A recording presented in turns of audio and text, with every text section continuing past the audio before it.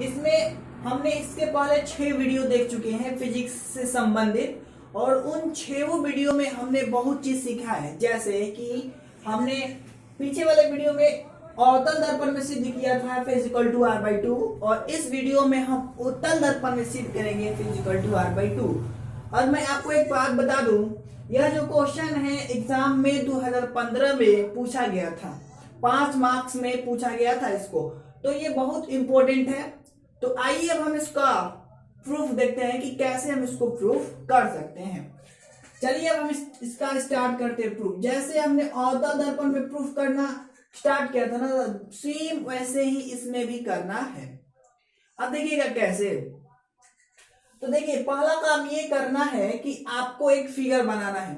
आपको एक फिगर बनाने आना ही चाहिए। जब कभी भी ऐसे क्वेश्चन का प्रूफ कर रहे हो, समझिए तो ये ज्यामिति से रिलेटेड है, तो आपको फिगर बनाने आना चाहिए। तो देखिए फिगर कैसे बनाया जाता है। सबसे पहला ये तो मालूम ही है ना कि हमें उत्तल दर्पण में प्रूफ करना है, तो हमने ना इस तरीके का एक उत्तल दर्पण बना लिया। और आपको ये बात मैं बताया हूं कि हर सब में एक प्रधान अक्ष या मुख्य अक्ष होता है, तो इसमें भी एक इस प्रधान अक्ष है। बहुत अच्छा। या इसी का दूसरा नाम होता है मुख्य अक्ष। अब मैं फिर आपको बताऊं वो ये कि यहाँ पर ध्रुव होता है, मैंने बताया है। फिर F यहाँ है और C यहाँ है, हमने मान लिया, ठीक है। उसके बाद हमने ना एक फिगर बनाना शुरू किया। कैसे बनाया तो देखिएगा। एक मान लिया कोई वस्तु है, यहाँ पर A रखी गई है, और A नाम की वस्तु से प्रकाश की किरणें दर्पण पर आपतित होती है, और यह जो किरण है प्रधान अक्ष या मुख्य अक्ष के समानांतर है। तो एक बात हमें पता है कि अगर कोई भी किरण प्रधान अक्ष या मुख्य अक्ष के समांतर होती है तो परावर्तन के बाद वह फोकस से होकर के गुजरती है। तो लेकिन अगर हम वास्तविकता में देखें तो ये उस तरफ जाएंगी, ये कभी भी फोकस की ओर नहीं होकर के गुजरेंगी। क्योंकि हमें ये बात पता है यह उत्तल दर्पण है, इस कारण से अगर हम कल्पना करें इस किरण को पीछे की ओर, तो हम पा रहे हैं कि जो किरण है वो F से होकर के ही जा रही है, परावर्तित हो रही है। उसके बाद हमने एक अभिलंब ड्रॉ किया जो कि C से खींचा जाता है। तो इतना क्लियर हो गया। और मैं आपको एक बात बताया हूं कि ये जो आपतित किरण है और ये अभिलंब है, तो आपतित किरण और अभिलंब के बीच जो कोण बनता है उसको हम आपतन कोण कहते हैं, और इसका हमने नाम दिया है I। और परावर्तित किरण और अभिलंब के बीच जो कोण बनता है उसको हम परावर्तन कोण कहते हैं, इसका नाम हमने दिया है R। इसके बाद आपको ये बात पता है कि अगर कोई भी दो रेखा इस तरीके का है और कट करती है कैंची की तरह, गणित में आपने पढ़ा होगा, तो ऐसे में ये वाला भाग और ये वाला भाग आपस में बराबर होता है, ये वाला और ये वाला आपस में बराबर होता है, और उस प्रॉपर्टी को हम शीर्षाभिमुख कोण कहते हैं। उसका यूज हम इसमें करेंगे। देखिए मैं अभी यूज नहीं, अभी मैं बना नहीं रहा हूं, आपका कॉन्सेप्ट डेवलप कर रहा हूं। तो अगर आप कॉन्सेप्ट डेवलप करा दूंगा ना तो आप खुद से भी कर सकते हैं। तो ध्यान दीजिएगा, इस कारण से ये जो ये R है ये R के इक्वल हो जाएगा शीर्षाभिमुख कोण के कारण। अब देखिएगा ये I इस I के बराबर है। क्यों? क्योंकि संगत कोण आप जानते होंगे, ठीक है।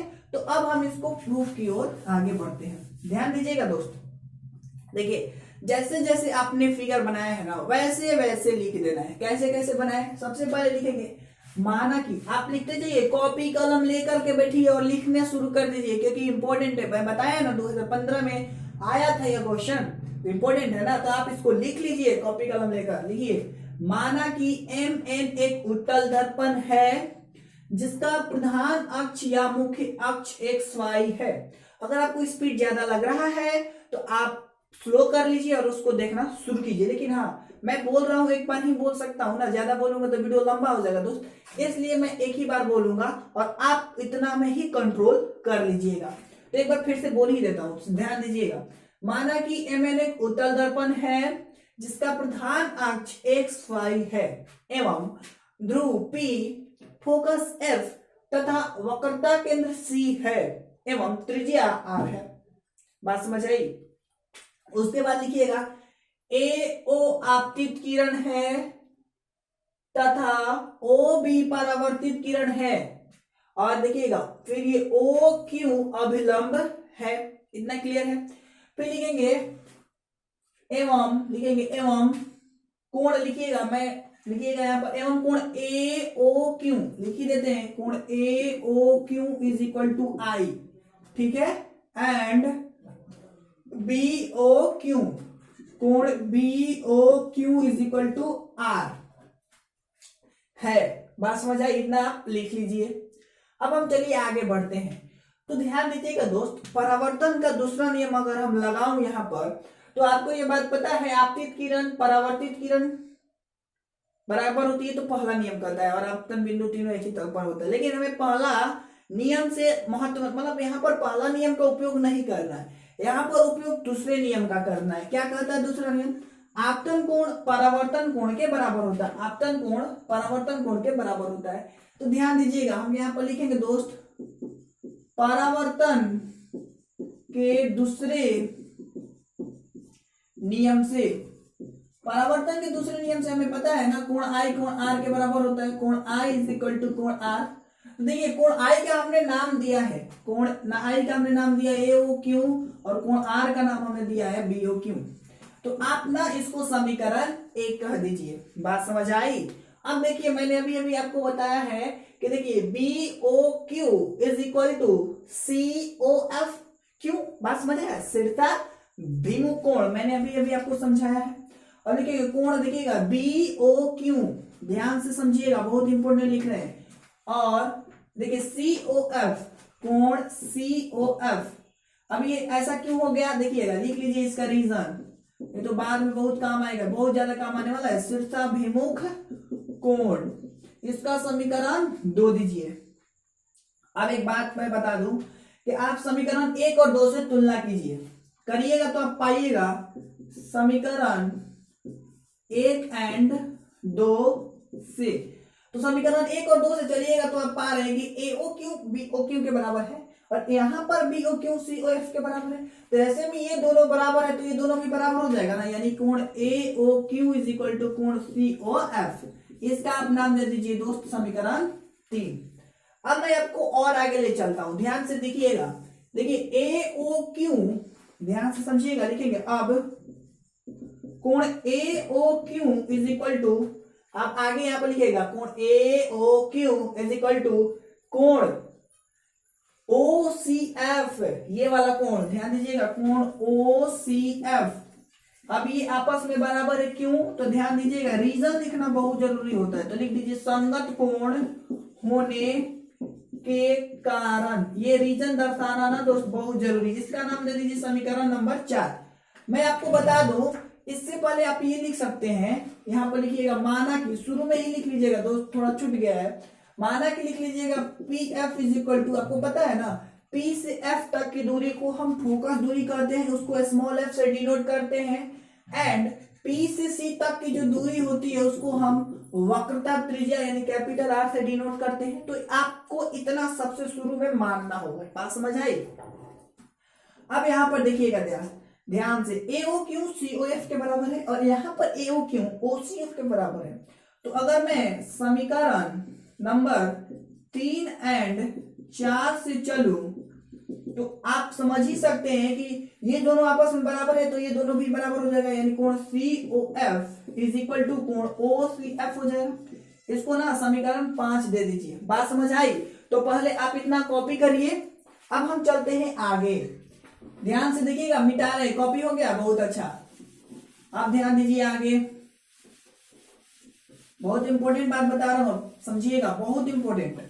वो क्या है समझिए, मैं कह रहा हूं ये देखिए सी ओ एफ, देखिएगा ध्यान से दोस्त, सी ओ एफ ये वाला ऐसे त्रिभुज है, फिर देखिएगा ओ फिर सी एफ। तो ऐसे में अब क्या हम दिखा रहे हैं, हम कहना ये चाह रहे हैं कि ये वाला भुजा और ये वाला भुजा आपस में बराबर है। तो और एक त्रिभुज की तरह दिखाई दे रहा है, और जिसमें 2 भुजा, एक त्रिभुज, एक ऐसा त्रिभुज जिसमें 2 भुजा बराबर हो, तो ऐसे त्रिभुज को हम क्या कहते हैं? समद्विबाहु त्रिभुज। तो ये इसके कारण हो जाएगा, इसलिए लिख देंगे त्रिभुज COF एक समद्विबाहु त्रिभुज है, हो जाएगा ना दोस्त। तो ये प्रॉपर्टी के अनुसार वो समद्विबाहु त्रिभुज हमने ये ला दिया। तो बस मेन काम यही था कि हमें समद्विबाहु उसको बना देना है। और ऐसे भी आपको देखने से ही लग रहा है कि ये वाला भुजा और ये वाला भुजा आपस में बराबर है। तो एक त्रिभुज की जब दो भुजाएं आपस में बराबर हो जाती हैं तो ऐसे में उस त्रिभुज को हम समद्विबाहु त्रिभुज कहते हैं। ये आप बचपन से ही पढ़ते आ रहे होंगे। तो चलिए अब हम ध्यान से देखिएगा, जब ये समद्विबाहु त्रिभुज है ऐसे में एफ सी जो होगा या बोले तो सी एफ जो होगा वो ओ एफ के बराबर होगा ना।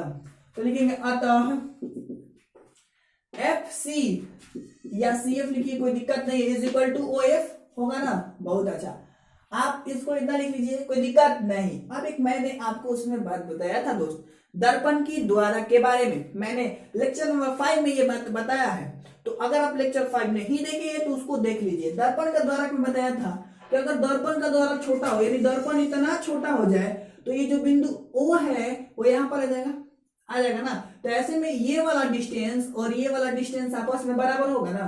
तो लिखेंगे मैं क्या, यदि, तो अगर आपको समझ नहीं आ रहा है दोस्त, देखिए ये वीडियो को अंत तक देखिए, जब तक अंत तक नहीं देखिएगा समझ आने वाला नहीं है। और हाँ, लेक्चर 5 तो जरूर देख लीजिए क्योंकि यहाँ से लेक्चर 5 का बहुत आवश्यक है। तो लिखिए, यदि दर्पण का द्वारक छोटा हो तो जब दर्पण का द्वारक जब छोटा होगा दोस्तों ये वाला इस बिंदु पर आ जाएगा। तो ऐसे में जो पी एफ होगा वो एफ के बराबर होगा ना। तो यहां से लिखेंगे तो P F is equal to दोस्त ओ एफ के बराबर होगा। देखिए समीकरण 5 था ना, तो इसका नाम दे दीजिए समीकरण 6 और इसका नाम दे दीजिए समीकरण 7। अब आप तुलना करिए समीकरण 6 एंड 7 से। तो जब आप 6 और 7 से तुलना करिएगा तो आप पाइएगा यहाँ पर ओ एफ बराबर है, तो ऐसे में एफ सी पी एफ के भी बराबर हो जाएगा। इसलिए F C is equal to P F आपने इतना को ला दिया। अब आगे समझिएगा दोस्त, आप इतनी बड़ी लेंथ को, सपोज आपके सामने इतना बड़ा लेंथ है, तो आप इतना बड़ा लेंथ कैसे बना है, दो भागों से बना है ना। देखिए ऐसे बेंड करे तो दो भागों से बना है ना। तो जस्ट लाइक यहाँ पर भी यही है, तो ये दो भागों से बना ही नहीं, इतना बड़ा लेंथ दो भागों से बना है। यानी हम लिखेंगे चूंकि PC इज इक्वल टू, ध्यान दीजिएगा, PC is equal to P F plus F C है ना।